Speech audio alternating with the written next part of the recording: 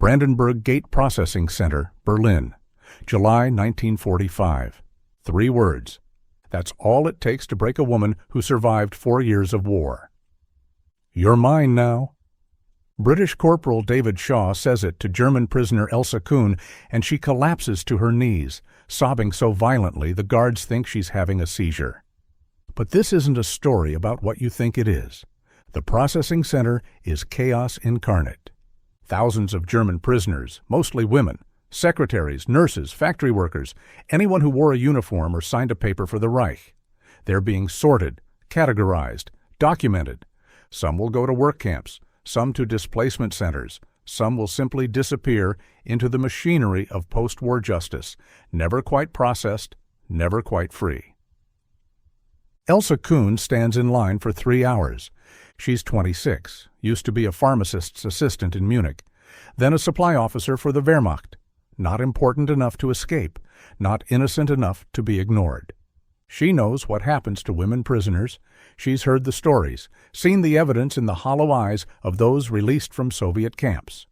When they call her number, she walks to the desk with the mechanical calm of someone who has already accepted the worst. Corporal Shaw is 28, Lancastrian, coal miner's son, joined up in 1940, saw action in North Africa, Italy, France, Germany. He's tired, the kind of tired that lives in your bones. He's been processing prisoners for 2 weeks. Same questions, same forms, same dead-eyed faces. Then Elsa reaches his desk. He asks the standard questions: name, rank, unit, last known address. She answers in flat, grammatically perfect English. No emotion, just data. Shaw notices something. Her hands. They're shaking so badly she can barely hold the pen to sign her form. "You afraid?" he asks. She looks at him directly for the first time. "Yes." "Of what?" "Of you." The honesty lands like a punch. Shaw sets down his pen. "You worked medical supply?" "Yes." "Distributed medicine to field hospitals?" "Yes." "To German soldiers?" "Yes, and to prisoners, Allied prisoners, when we had supplies." Shaw's eyes narrow. "You gave medicine to our men?" Elsa's voice is barely a whisper. "They were dying. I had morphine. What else could I do?" Shaw pulls out a secondary form. Red stamp, special processing. He checks 3 boxes, writes something in the comments section. Elsa's breath catches. She knows what red stamps mean. Detainment, investigation. Camps that aren't officially camps. Shaw looks up. "You're mine now." And that's when she collapses. Shaw comes around the desk fast, catches her before she hits the concrete. She's sobbing into his uniform, words in German too fast to follow, then switching to English. "Please, please not that. I helped them. I swear I helped them. I gave them everything I could. Please don't." Shaw's voice is firm but not unkind. Miss Kuhn, listen to me." She can't. She's drowning in 4 years of fear breaking through at once. Shaw does something he's not supposed to do. He pulls her to her feet, walks her to a side room, sits her in a chair, closes the door. He kneels so they're eye level. "I need you to listen very carefully. You're mine now means you're assigned to my processing authority. It means I'm personally responsible for your case. It means no one else can touch you, question you, or transfer you without going through me first." Elsa stares at him, tears still streaming, not understanding. Shaw continues. 2 weeks ago, we processed a British sergeant, Donald Pierce. Know that name?" She shakes her head. "He was a prisoner at Stalag 17, said a German supply officer, woman, gave him morphine when he was dying of infection, saved his life. Never got her name, just remembered she spoke perfect English and had a scar here." Shaw touches his left eyebrow. Elsa's hand moves involuntarily to her own scar. "Shrapnel, 1943.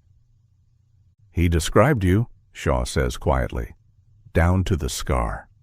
Elsa's voice breaks. "I didn't think anyone would remember." "He did.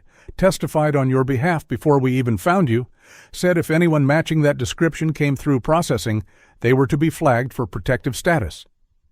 Shaw stands, opens a drawer, pulls out a blue form. Clean record certification. You're mine now means you're under my protection. It means I will personally ensure you're processed as a civilian non-combatant with material assistance provided to Allied forces. It means you're going home, Miss Kuhn, not to a camp. Home. The silence in that small room is heavier than the war. Elsa whispers, I thought you meant. I know what you thought. Shaw's voice is gentle. I should have chosen better words. I'm sorry. That evening, Shaw writes in his journal, a habit he started to cope with the things he's seen. Today, I learned that 3 words can mean salvation or damnation, depending on who's listening and what they've survived. She thought I was claiming her as property. I was claiming her as my responsibility. Same words, opposite worlds. Pierce was right. She was the one. Didn't ask for recognition, didn't expect gratitude, just did what she thought was right and expected to be punished for it. Maybe that's the real tragedy of war. Good people on both sides doing good things in secret, expecting to pay for their mercy. 2 days later, Elsa Kuhn receives her papers. Clean record, civilian status, authorization to return to Munich. She asks to speak to Corporal Shaw before she leaves. When they meet, she says simply, "Thank you for your words, the second ones." Shaw nods. "Thank you for your actions, the ones no one was watching." She holds out her hand. He shakes it. 2 people who should have been enemies, united by the strange mathematics of war where sometimes, occasionally, against all odds, compassion is repaid with compassion. Words carry weight. In war, they carry the weight of life and death. You're mine now could have meant enslavement, abuse, erasure. Instead, it meant protection, recognition, a debt repaid. Corporal Shaw never saw Elsa again, but in 1953 he received a letter from Munich. A pharmacy had opened. The owner wanted him to know that a British sergeant named Donald Pierce had visited and told her the full story. That Pierce had spent years searching for the woman who saved him.